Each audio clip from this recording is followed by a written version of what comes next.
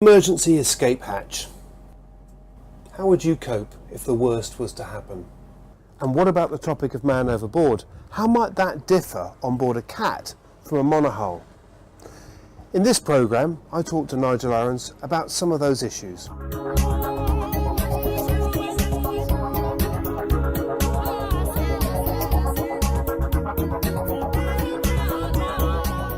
Should the worst happen, God forbid, but should the worst happen and we're faced with a man overboard situation, how would the recovery process differ on a multi-hull than a monohull? Well, I think fundamentally it would be a big mistake to come in upwind of a victim. Normally it would be nice to drift down onto them so that they can't lose contact with you. But I think the windage and the tendency to move sideways rapidly, together with the fact that the propellers are not far away, they're only just a couple of feet under the surface.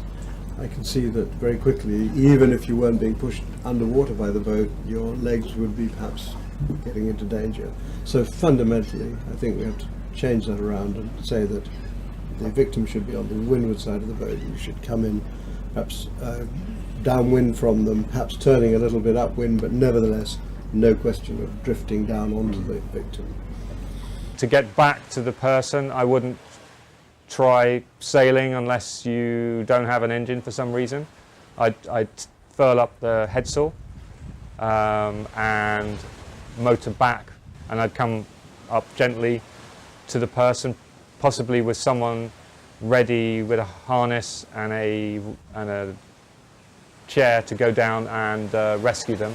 Or if you have something like a life sling, to winch that person back on board, or depending on the configuration of the boat, perhaps pick them up from the transom. But in rescuing them, most important thing is not to injure them further by hitting them with the hull or getting them involved in the propeller. In the very unlikely event of a capsize, what would you do on a big boat like this? Well, I think the most important thing, and there are initiatives in this direction now, is to try to get a better understanding, boat by boat, of how they will sit upside down. If it was a dinghy, we'd try it, wouldn't we? We'd say, there it is upside down, and get practice to sorting it out. Can't do that with a big boat. So there are ways of evaluating through calculation exactly where it would float, or pretty much exactly. They're actually much more complicated than you might think, and they're all based on the use of a virtual model, obviously, but there are many, many components, and they all have to be mixed into the equation.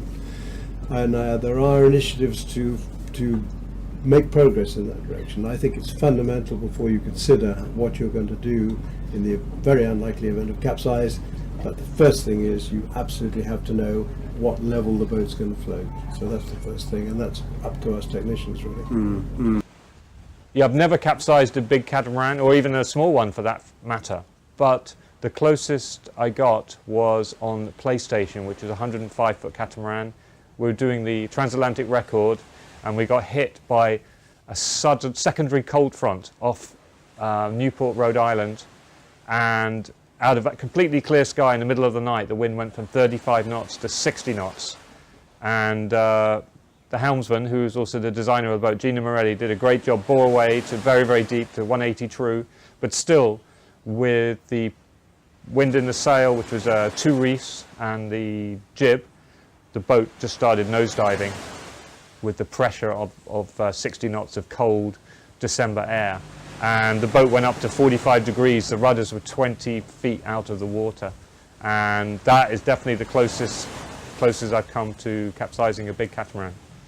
The first thing, if you were briefing a crew, a safety briefing, you would say, in the end, if this unlikely event happens, get in the cabin, into the hull, not into the saloon. If you're in the saloon, dive down into the hulls. That's the safest place to be. Why is that the safest place? Well, if you imagine if it floated upside down in such a way that the sole was almost on the water, that would be highly dangerous. It could actually hold you down, and you wouldn't be able to see your way out of it, particularly if it was night. But in the hull, there's definitely going to be lots of air.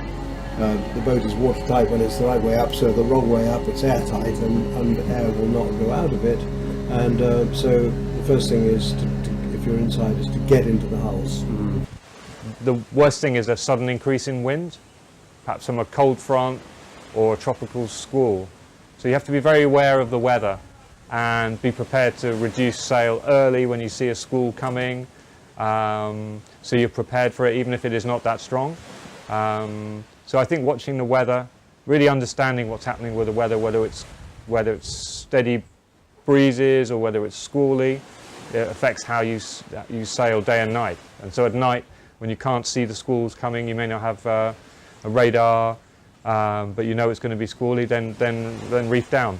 We're not racing across the Atlantic or on a passage.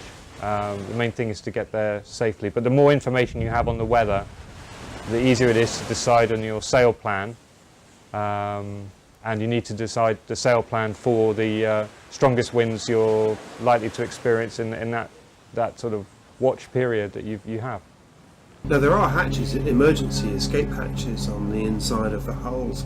If the boat is upside down, should you try and open those to get the air in, or should you? There again, you need to be to have to anticipate whether you can do that or not, and that comes through this process of calculation. If you, I think my first advice would be don't open it up straight away. If air rushes in, the boat will definitely, or rushes out of the hull and is replaced by water, obviously the boat will float lower. So I would think of it as being a kind of watertight unit, and if you stay in there, you're going to be all right, certainly for the foreseeable future. You know. If you've done everything to prevent the capsize, but it was inevitable, then my tendency, if I was in the cockpit, would be to dive down below. Because I think you're going to be safer down below as the boat's turning over than on deck, potentially trapped under the deck or the trampoline. So you'd end up upside down, standing on the roof of the coach roof. And there should be, depending on the design of the boat, but you would want to check it, there should be enough flotation in the coach roof to keep you above, your head above water, or you're going to have to climb up into the hulls to get out of the water. But generally, I'd say you're safer inside the boat than out.